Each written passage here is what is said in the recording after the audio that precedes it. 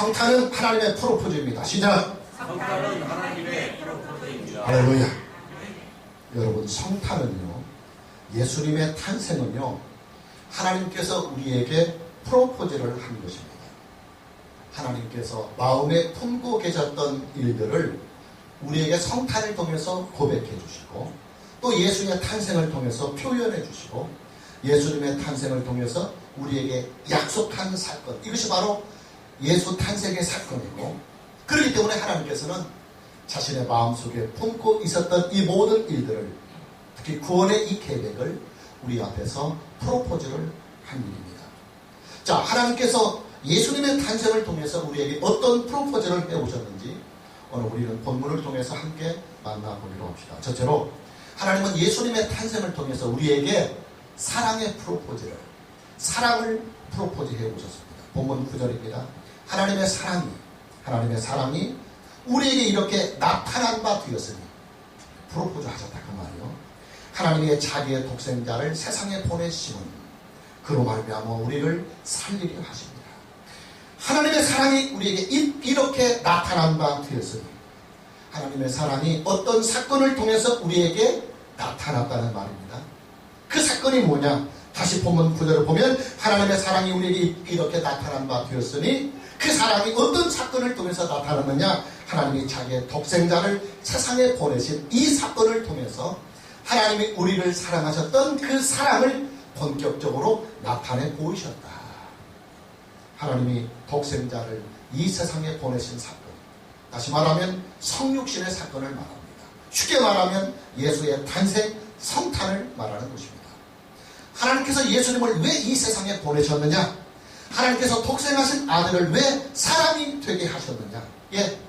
독생하신 아들을 통해서 우리를 사랑하고 계시는 하나님의 그 사랑을 우리에게 표현하고 나타나고, 그리고 프로포즈 해주시기 위해서 하나님은 독생하신 아들을 이 세상에 우리에게 보내셨다는 말입니다. 여기에서 우리가 눈여겨보아야 할 말씀이 나타난 바 되었다 하는 바로 이 말씀입니다. 이 말씀은 원문에서 부정과거 수동태로 되어 있어요. 이게 어떤 뜻이냐면, 예전부터 쭉 있어왔던 하나님의 사랑이 때가 되어서 마침내 구체적으로 그리고 확실하게 드러났다 이 말이에요. 갑자기 만들어진 사랑이 아니라 원래부터, 오래전부터 하나님께서 우리를 사랑하셨는데, 그 사랑하고 계셨던 하나님의 말씀이 어떤 사건, 즉 예수 사건을 통해서 본격적이며 확실하게 드러나고 나타냈다 하는 이 표현이 나타난 바 되었다 하는 이 원문의 뜻입니다.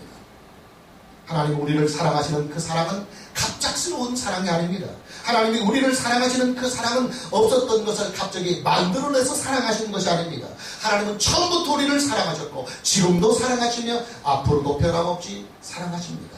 다만 하나님의 우리를 향하신 하나님의 그 사랑이 본격적으로 우리에게 나타난 사건이 있는데, 그 사건이 뭐냐면 바로 예수의 탄생, 성탄을 통해서 구체화되고 확실하게 되었다 하는 이 표현이 나타난 바 되었다 하는 말씀입니다.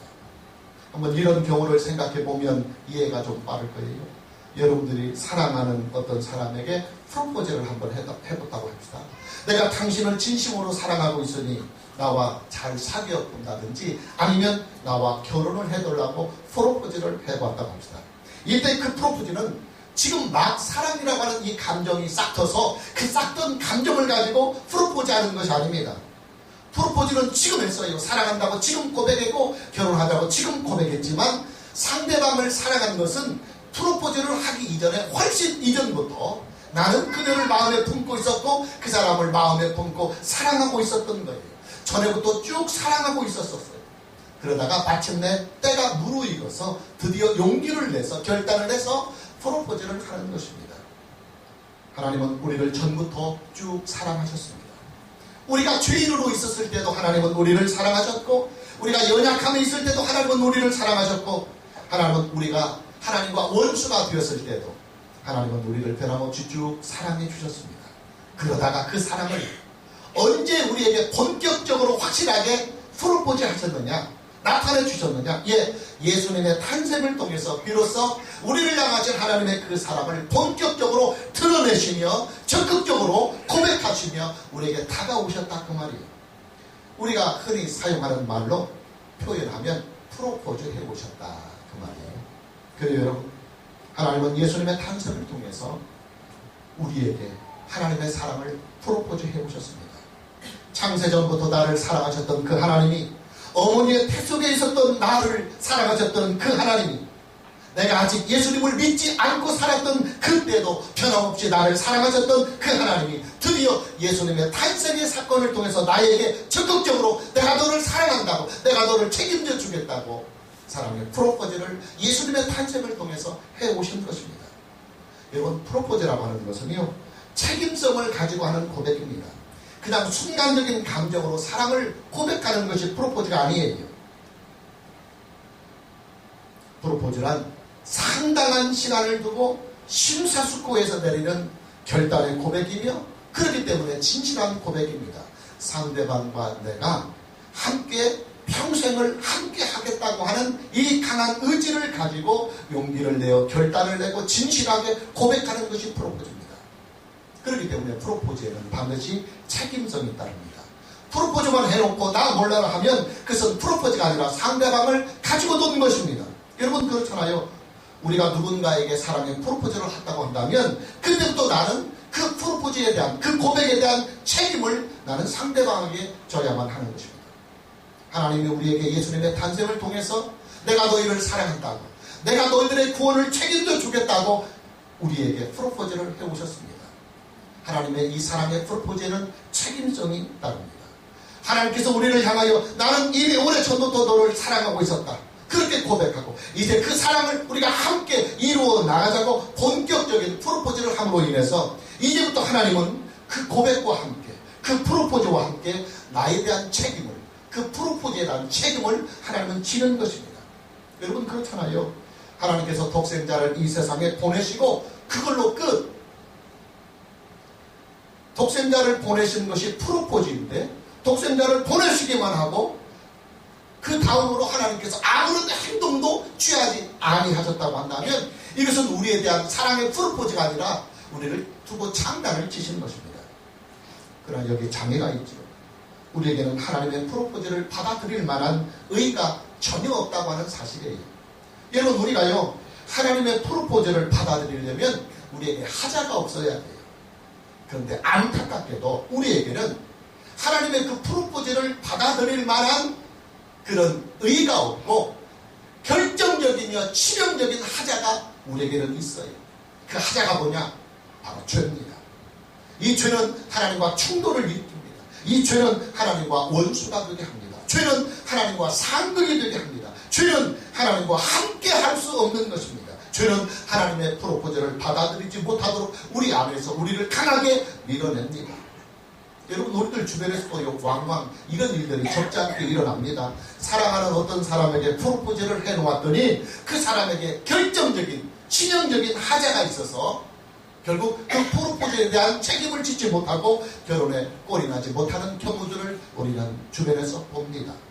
물론 사람이 크고 능력이 있으면 하자들은 얼마든지 보듬어 나갈 수 있을 것입니다. 자, 우리는 여기에서 하나님의 사랑이 얼마나 위대한지를 다시 한번 알게 됩니다.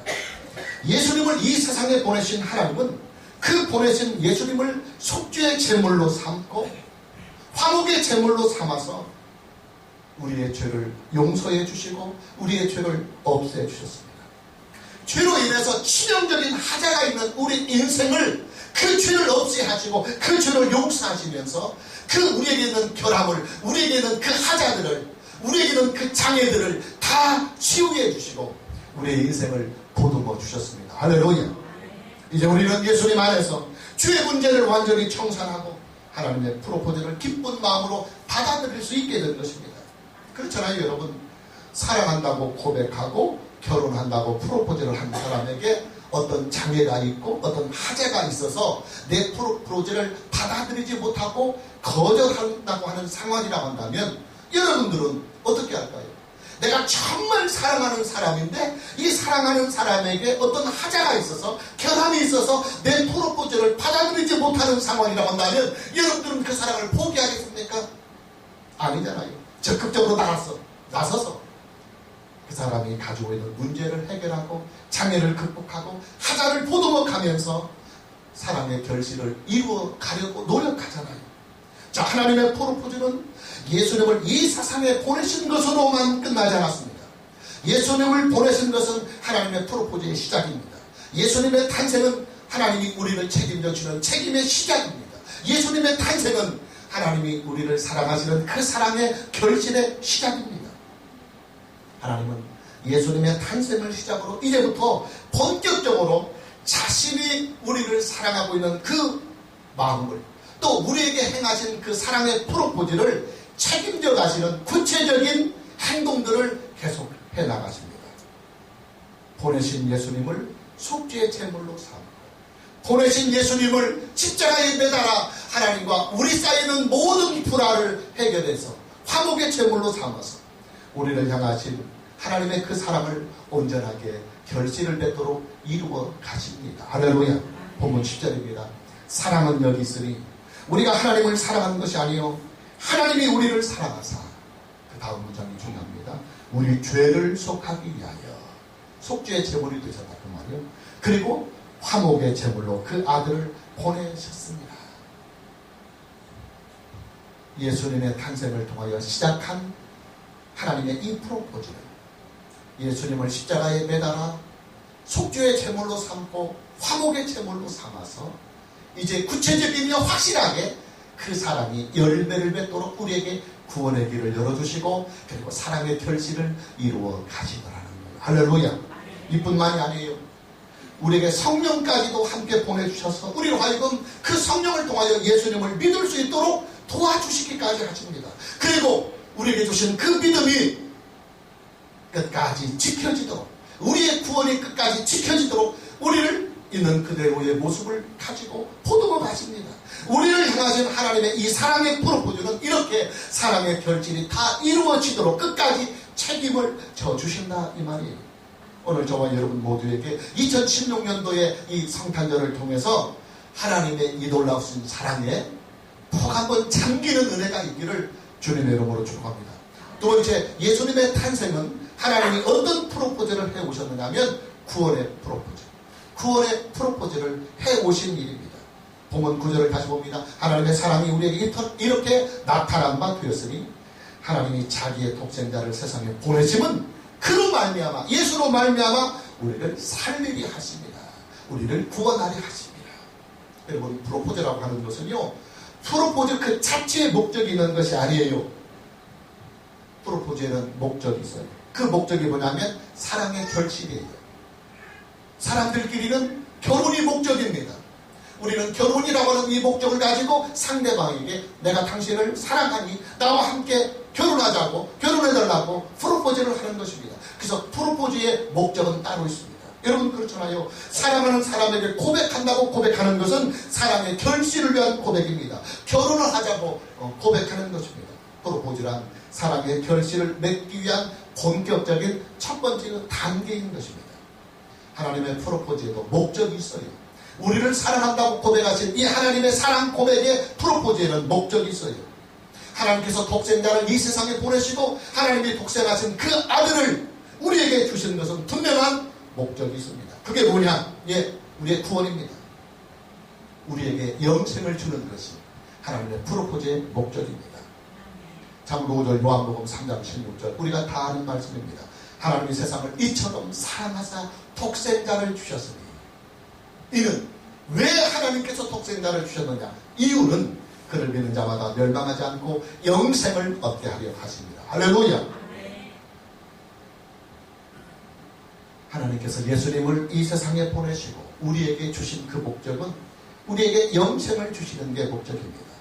하나님의 프로포즈는 우리에게 영생을 주시는 게 목적입니다. 하나님의 프로포즈는 우리에게 구원을 주시는 게 목적입니다.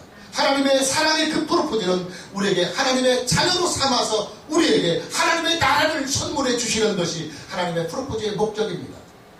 따라서 예수님의 탄생은 하나님이 우리를 향하신 사랑의 프로포즈인과 동시에 우리를 향하신 내가 너를 구원하시겠다고 하는 구원의 프로포즈입니다. 할렐루야. 그래요, 여러분.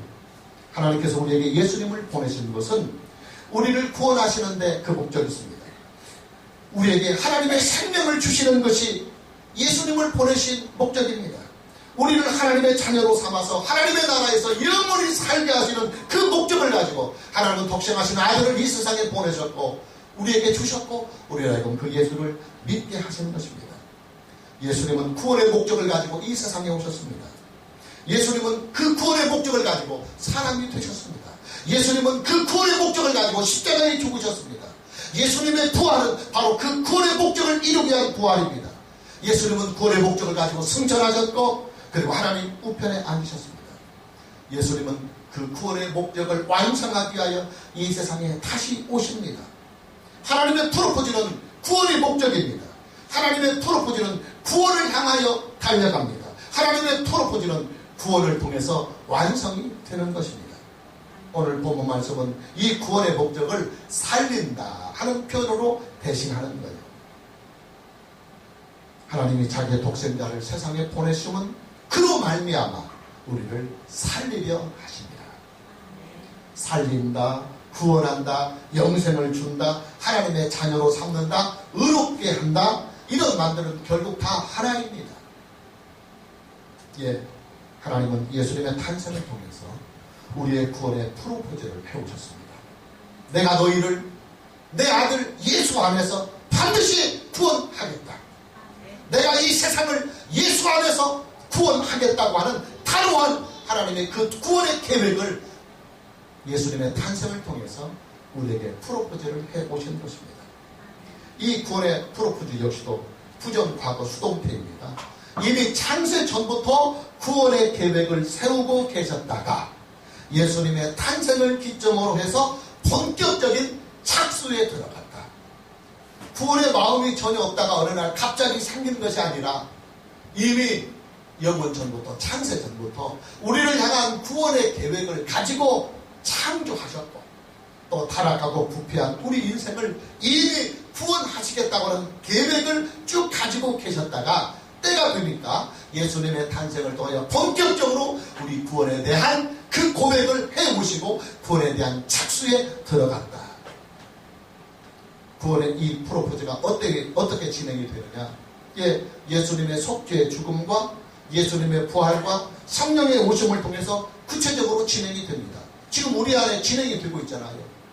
예수님이 이 세상에 오셨고 우리의 죄를 속죄하게 하여 십자가에 죽으셨고 우리에게 영원한 하나님의 생명을 주시게 하여 그는 죽은 자 가운데서 3일 만에 부활하셨고 그리고 지금은 승천하여 하나님 우편에 계시고 예수님이 우리로 하여금 예수님을 잘 믿고 우리에게 주신 하나님의 이 소중한 구원을 지켜나가게 하게 하여 보혜사인 성령을 우리에게 보내주셨습니다. 그리고 마지막 우리에게 주신 이 구원을 부활과 더불어 영원한 하나님의 나라에 참여하도록 예수님은 다시 재림하셔서 이 구원을 온전하게 완성하고 마무리하십니다. 할렐루야. 오늘 저와 여러분 모두에게 2016년 성탄절을 통해서 하나님의 이 구원 프로포즈 내가 너를 사랑함으로 너를 죄악과 부패와 멸망의 자리에 살게 하지 아니하고 내가 너를 사랑함으로 내가 예수 그리스도 안에서 너를 구원하시겠다고 하는 하나님의 이 구원의 프로포즈를 아멘으로 믿음으로 여러분의 것으로 받을 수 있는 은혜가 있기를 주님의 이름으로 축복합니다. 세 번째로 하나님은 예수님의 탄생을 통해서 우리에게 어떤 프로포즈를 해왔느냐면 희생의 프로포즈.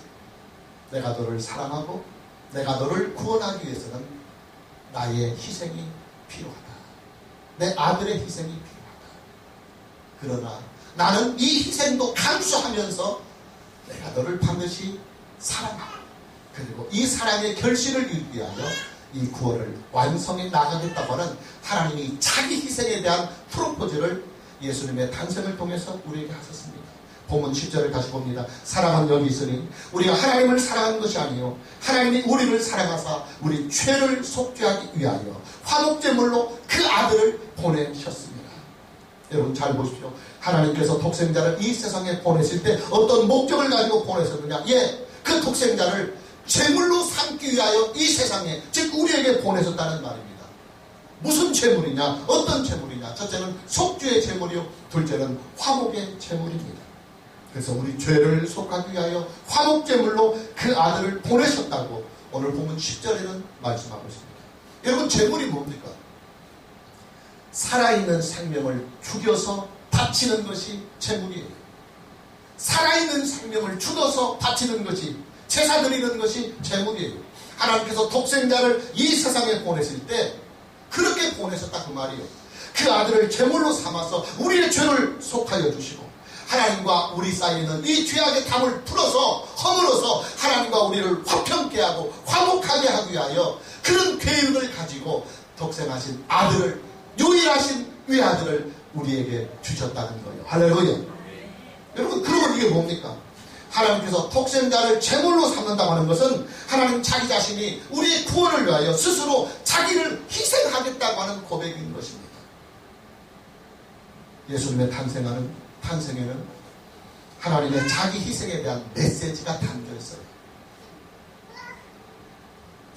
예수의 탄생은 하나님이 독생하신 아들을 이 세상에 보내신 일은 그 안에 하나님이 아들을 죽이는 자기 희생과 아들은 자신의 생명을 십자가에 내놓아 우리를 대신하여 속죄의 제물이 되겠다고 하는 하나님의 자기 희생이 예수님의 탄생에는 실려 있어요. 이것이 전제되어 있어요.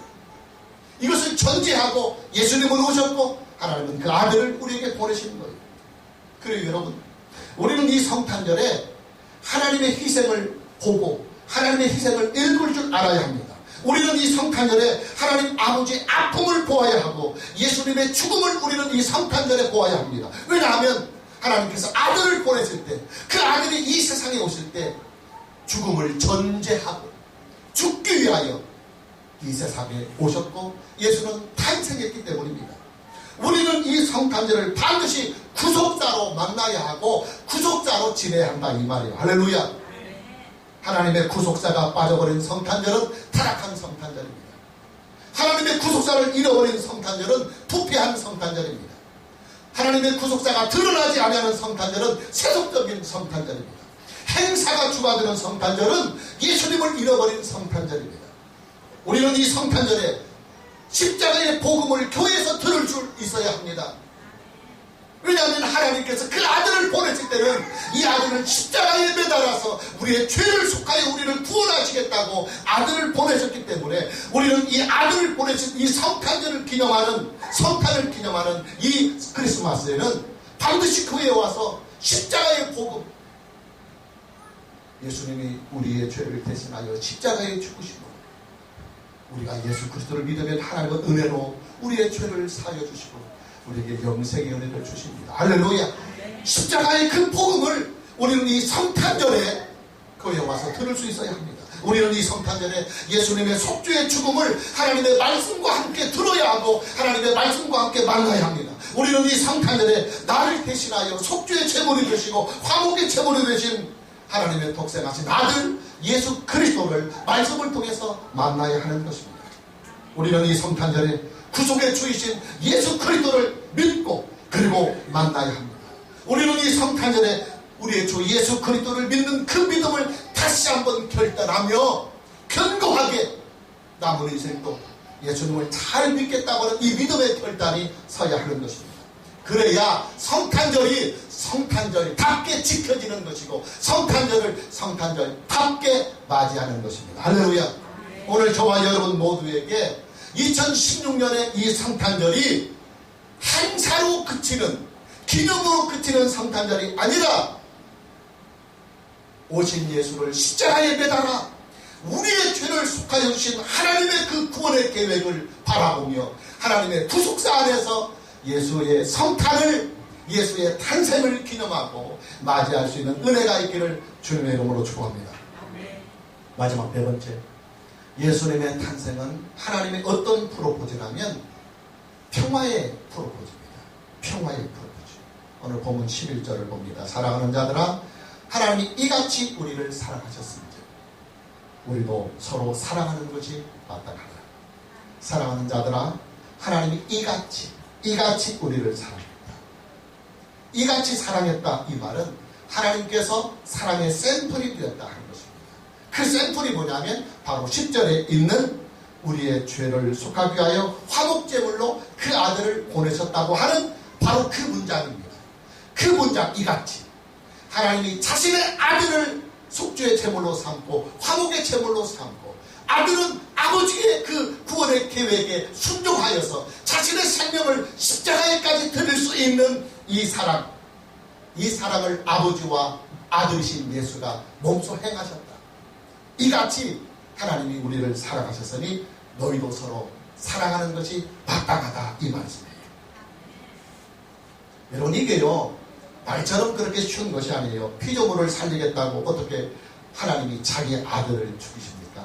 그것도 외아들을 말입니다. 죄인을 살리자고 어떻게 하나님의 아들이 직접 죽어야 합니까?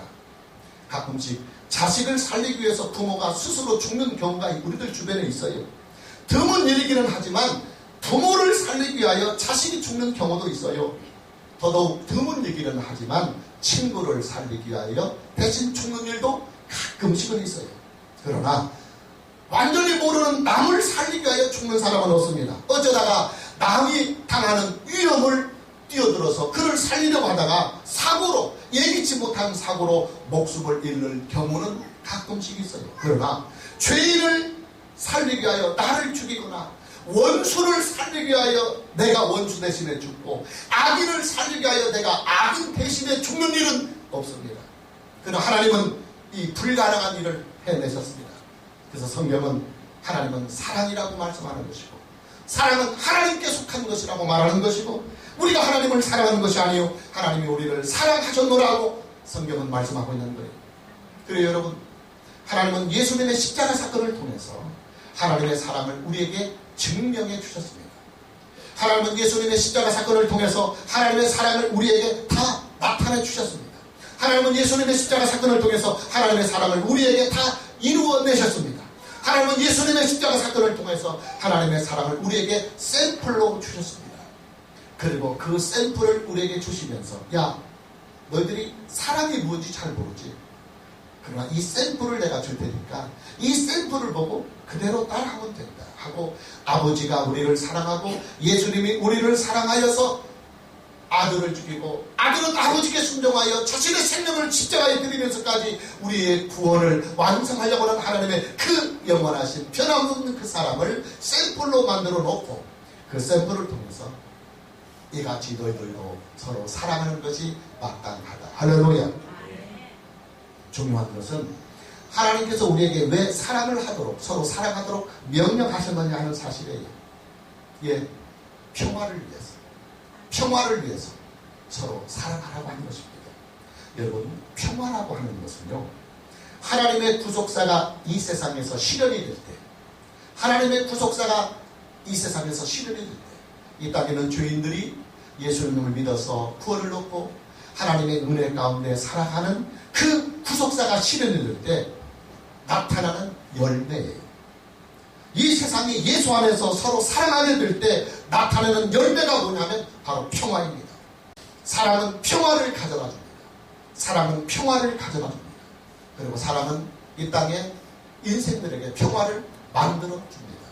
사랑은 이 땅에 사는 인생들이 평화를 함께 누리며 살도록 평화를 누리게 합니다. 예수님의 탄생은 하나님의 평화의 메시지입니다. 예수님의 탄생은 하나님의 평화의 복음입니다. 예수님의 탄생은 하나님의 평화의 프로포즈입니다. 예수님의 탄생은 하나님의 본격적인 평화의 착수입니다.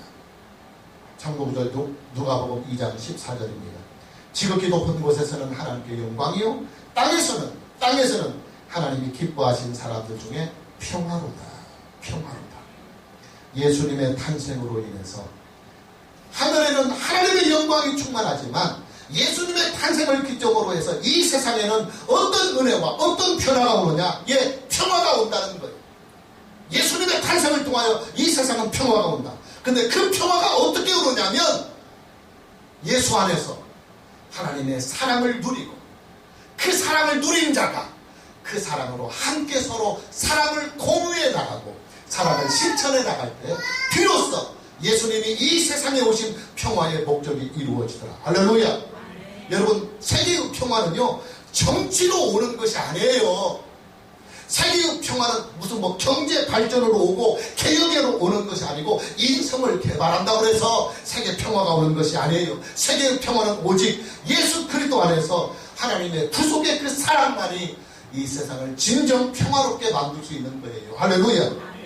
그러기에 우리가 함께 평화로운 가정에서, 평화로운 직장에서, 평화로운 사회에서, 평화로운 세계에서, 평화로운 지구촌에서 평화로운 화목한 인생을 함께 누리려면 오직 예수가 답이다, 그 말이에요. 할렐루야. 예수님이 유일한 신앙입니다. 예수님을 믿는 길만이 유일한 비상구요. 예수님 안에서 하나님의 사랑을 받고 예수님 안에서 하나님의 사랑을 누리고 예수님 안에서 하나님의 사랑으로 함께 더불어 살아가게 될 때 비로소 가정의 평화가 오고 직장의 평화가 오고 나라의 평화가 오고 세계의 평화가 오고 인류의 평화가 오고 지구촌의 평화가 온다, 그 말이에요. 할렐루야. 오늘 저와 여러분 모두에게 예수님 안에서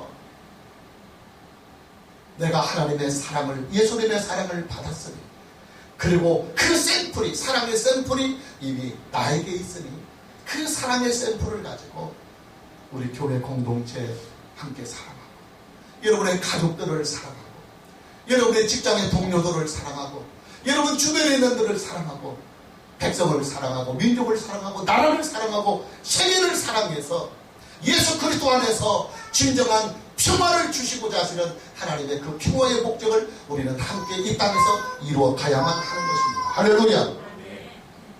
마음을 열려갑니다. 해마다 우리는 성탄절을 지키고 있습니다. 성탄절이 왜 필요합니까? 왜 이 성탄절을 교회가 해마다 지켜야만 합니까? 답은 오직 하나입니다. 하나님의 구속사. 하나님의 구속사. 하나님의 구속사의 메시지가 이 성탄에 있어요. 내가 내 독생하신 아들을 이 세상에 보내신 것은 내가 너희를 사랑함으로 죄악과 부패에 있지 않게 하고 내가 너희를 구원하여서 내 자녀로 삼고 내 나라를 선물로 주고 너희가 죽음 후에는 영생하는 부활이 있게 하기 위하여 내가 내 아들을 세상에 보내노라 하는 하나님의 구속사의 메시지가 성탄에 담겨 있어요. 그래서 성탄절의 중심은 하나님의 구속사입니다. 성탄절의 목적도 하나님의 구속사입니다. 성탄절의 의미도 하나님의 구속사입니다. 이 성탄절에 하나님의 구속사의 이 메시지가 빠져버리면 그저 행사로만 남는 빈 껍데기뿐인 성탄절을 우리는 해마다 반복하며 지킬 뿐입니다. 오늘 저와 여러분 모두에게 2016년의 이 성탄절을 하나님의 구속사 안에서 하나님이 나를 사랑하여 예수 안에서 나를 영원토록 구원하고 이 세상을, 시끄러운 이 세상을 예수 그리스도 안에서 평화의 나라로, 평화의 세계로, 평화의 인생들로 보듬어 가시는 하나님의 이 구속자를 이루기 위하여 예수님을 보내셨다고 하는, 그래서 예수 믿어야 진정한 하나님의 구원이 우리에게 임하고 세계의 평화가 오고 인류의 평화가 오고 아름답고 행복한 삶이 이루어진다고 하는 이 하나님의 구속자를 오늘 우리는 이 성탄절 말씀을 통하여 함께 만나고 누리는 은혜가 있기를 주님의 이름으로 축복합니다. 할렐루야. 할렐루야. 예수님은 이미 오셨습니다. 그리고 예수님은 우리를 위해서 십자가에 이미 죽으셨고 이미 부활하셨고 지금은 순천에서 하나님 우편에 계시며 곧 오실 것입니다. 그 예수 안에서 우리를 하나님의 자녀로 삼아주시고 우리를 예수님을 믿게 하신 하나님의 그 놀라운 그 은혜를 이 성탄절 예배에 메시지 받았으니까, 구원의 이 구속사 메시지 받았으니까 우리가 이 찬송화를 통해서 이 땅에 오신 그 하나님의 본체이신 아들 예수 그리스도를 함께